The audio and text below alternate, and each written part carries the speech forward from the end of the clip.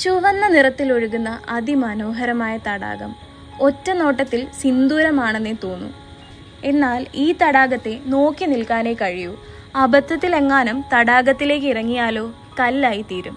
അതെ, മനുഷ്യരെയും മൃഗങ്ങളെയും കല്ലാക്കി മാറ്റാൻ കഴിയുന്ന തടാകമാണ് നെട്രോൺ. കിഴക്കൻ ആഫ്രിക്കൻ രാജ്യമായ ടാൻസാനിയയിലാണ് ആരെയും കല്ലാക്കുവാൻ കഴിയുന്ന നെട്രോൺ തടാകമുള്ളത്.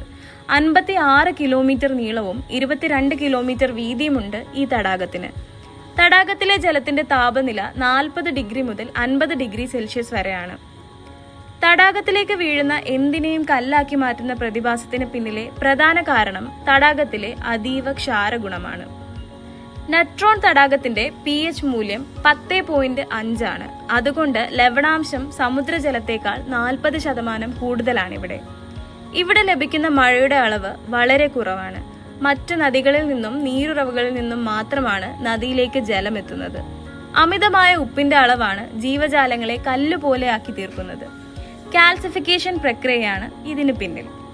തടാകത്തിലേക്ക് ഒരു പക്ഷി വീണു കഴിഞ്ഞാൽ calcium carbonate, silica, sodium carbonate എന്നീ തടാകത്തിലെ ധാതുക്കൾ പതുക്കെ പതുക്കെ പക്ഷിയുടെ ശരീരത്തെ കല്ലാക്കി മാറ്റുന്നു.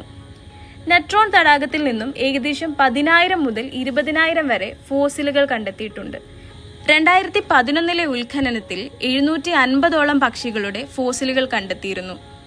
ദൈവത്തിന്റെ പർവ്വതമെന്നറിയപ്പെടുന്ന ഓൾഡ് ഓയിനിയോ ലെങ്കൈ എന്ന അഗ്നിപർവ്വതം തടാകത്തിന്റെ പ്രതികൂല സാഹചര്യങ്ങൾക്ക് ഒരു പരിധിവരെ കാരണമാകുന്നു.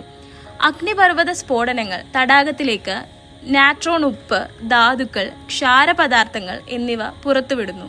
ഇത് അങ്ങേയറ്റം ആൽക്കലൈൻ വെള്ളവും ഉയർന്ന ലവണാംശവും സൃഷ്ടിക്കുന്നു. തടാകത്തിലെ പ്രത്യേകതരം ബാക്ടീരിയയിൽ നിന്നാണ് തടാകത്തിന് രക്തചുവപ്പ് നിറം ലഭിക്കുന്നത്.